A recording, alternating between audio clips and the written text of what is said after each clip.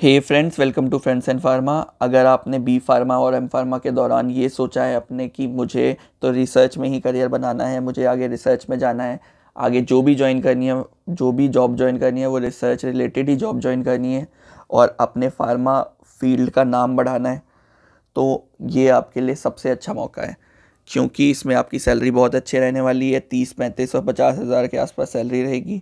अगर आप फ्रेशर्स हैं तो भी अप्लाई कर सकते हैं, अगर आप सिर्फ बी फार्म पास आउट हैं तो भी अप्लाई कर सकते हैं, सिर्फ एम फार्म पास आउट है तो भी अप्लाई कर सकते हैं।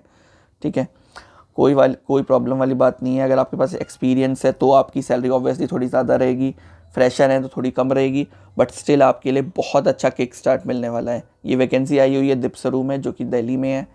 ये इंडिया की सबसे पहली फार्मा यूनिवर्सिटी है, फार्मा कॉलेज नहीं, फार्मा यूनिवर्सिटी सबसे पहली है ये। चलिए देखते हैं क्या है डिटेल में।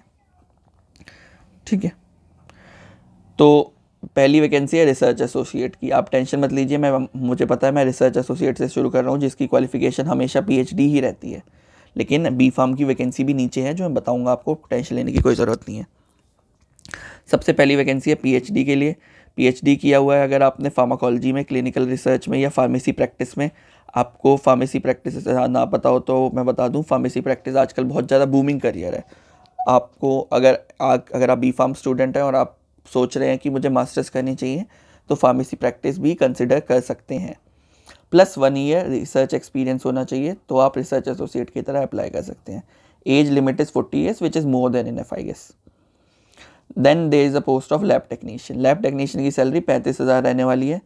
अगर आप डी फार्म पास आउट हैं और आपको 2 साल का हॉस्पिटल एक्सपीरियंस है तो आप लैब असिस्टेंट की तरह अप्लाई, लैब टेक्नीशियन की तरह अप्लाई कर सकते हैं। बी फार्म पास आउट है तो भी अप्लाई कर सकते हैं। बी फार्म आयुर्वेदा वाला भी अप्लाई कर सकते हैं, यानी कि अगर आप बी फार्म पास आउट है तो आपको कोई एक्सपीरियंस नहीं चाहिए।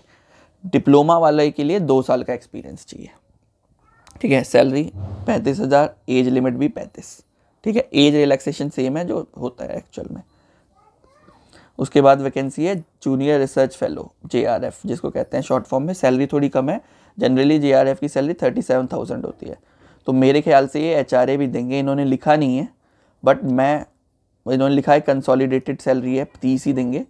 बट मुझे ऐसा लगता है कि दिल्ली में जितनी भी जेआरएफ की वैकेंसी आती है उसमें हमेशा सैलरी 37,000 होती है, तो होपफुली आगे चेंज करें ना करें, क्योंकि इसमें एक्सपीरियंस भी, क्वालिफिकेशन भी ज़्यादा मांगी हुई है।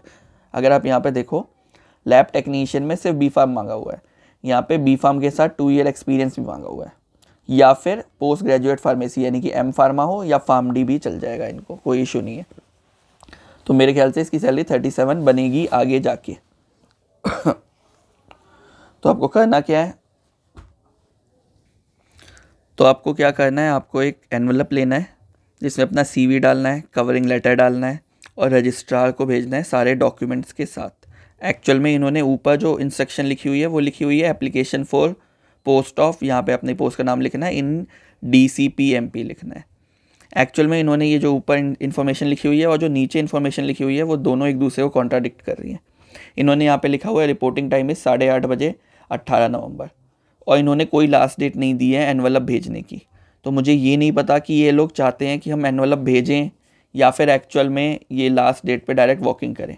तो आई वुड से कि वॉकिंग करो डायरेक्ट, ठीक है, और साथ में एनवलप भी अपने सेफ साइड के लिए पोस्ट ऑफिस में जाके पोस्ट कर दो, रजिस्टर्ड पोस्ट से पोस्ट कर दो, ताकि वो जब रिसीव करें तो अपने रिसीविंग पे साइन करें, तो आपके पास प्रूफ रहेगा कि हाँ उन्होंने रिसीव किया है। ठीक है, तो एक्चुअल में क्या करना है, 8:30 बजे 18 नवंबर को रिपोर्टिंग टाइम में कहाँ पहुँचना है, आपको दिपसरू पहुँचना है। ये पुष्प विहार सेक्टर 3 में है, न्यू दिल्ली के पास। नियरेस्ट मेट्रो इस साकेत, अगर आप मेट्रो से आ रहे हैं, ठीक है, तो आप साकेत पे आ सकते हैं, वहाँ से आपको रिक्शा मिल जाएगा, आप डायरेक्ट पहुँच सकते हैं, कोई इशू नहीं होगा। ठीक है, ये रहा एप्लीकेशन फॉर्म। ये फॉर्म एक्चुअली ना आधा आधा बना हुआ है, देखो इस फॉर्म के ऊपर कुछ डिटेल यहाँ पे लिखी हुई है और ये डिटेल यहाँ पे लिखी हुई है। ठीक है, तो मैंने इस फॉर्म को एक्चुअल में एक पेज में कन्वर्ट कर दिया है, उसका PDF मैंने अपने टेलीग्राम चैनल पर डाला हुआ है। अगर आप टेलीग्राम चैनल से नहीं जुड़े हैं तो डिस्क्रिप्शन में टेलीग्राम चैनल का लिंक होगा, नहीं तो मेरे आप चैनल पे भी जाएंगे, वहाँ पे भी टेलीग्राम चैनल का लिंक मिल जाएगा, यूट्यूब चैनल पे। Thank you so much for watching the video. अगर आपको वीडियो पसंद आई है then please like the video. आप इस वीडियो को उसके साथ शेयर कर सकते हैं जिसको एक्चुअल में रिसर्च में एक्सपीरियंस है या रिसर्च में जाना चाहता है, रिसर्च में अपना करियर स्टार्ट करना चाहता है। Thank you so much, have a nice day.